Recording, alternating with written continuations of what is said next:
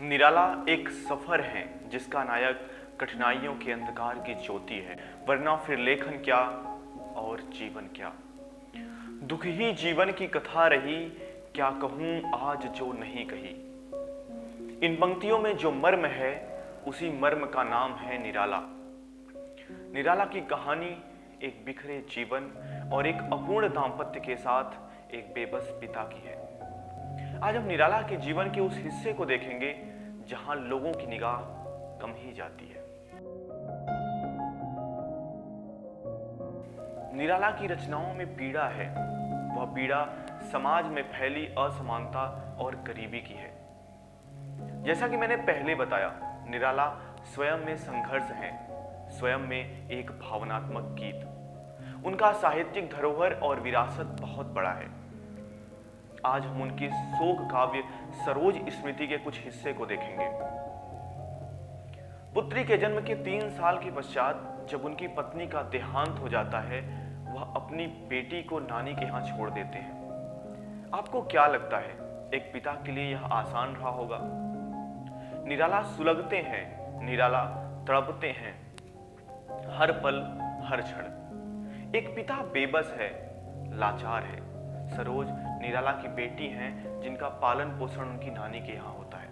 समय बीतता है, सरोज बड़ी होती हैं।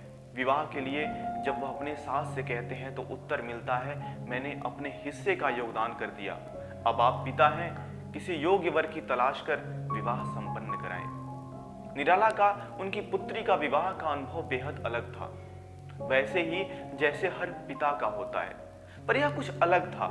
अलग इसलिए कि वह अपनी पुत्री के विवाह में स्वयं पुरोहित बने थे।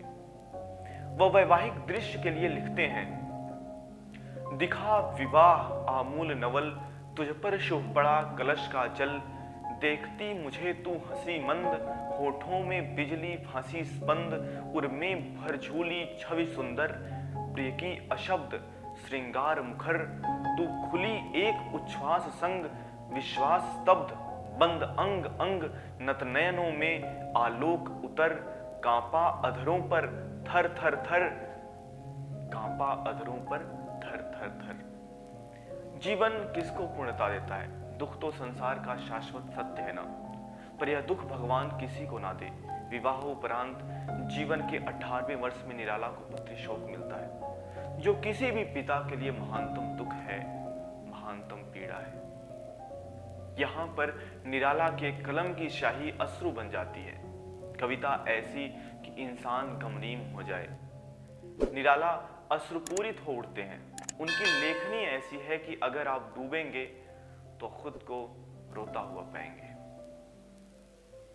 निराला लिखते हैं, उनविंश पर जो प्रथम चरण, तेरा वह जीवन सिंधु तरण, तनय लेकर दिक्पात तरुण, जनक से जन्म की विदा अरुण, गीते मेरी तजरूप नाम, वर लिया अमर शाश्वत विराम, पूरे कर शुचितर सपर्याय, जीवन के अष्टादशाध्याय, चढ़ मृत्यु तरण पर तूर्ण चरण, कह पितः पूर्ण आलोक वरण, करती हूं मैं यह नहीं मरण, सरोज का ज्योति है शरण तरण, सरोज का ज्योति है शरण तरण।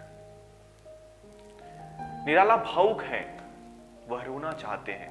वैसे भी कवि हृदय संसार का सबसे नाजुक और कोमल हृदय होता है। पुत्री शोक निराला को तोड़ देता है, वरना दुख ही जीवन की कथा रही जैसे शब्द यूं ही ना निकलते। कविता के आगे वह जो कुछ भी लिखते हैं उसके बाद मन भर आता है।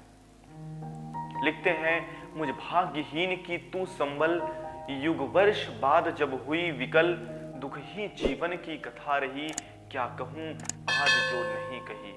धन्य मैं पिता निरर्थक था, कुछ भी तेरे हित कर ना सका, जाना तो अर्था गमो पाय, पर रहा सदा संकुचित काय, लखकर अनर्थ आर्थिक पथ पर, हारता रहा मैं स्वार्थ समर, सुचिते पहना कर जीना सुख, रख सका न तुझको अतः दधिमुख।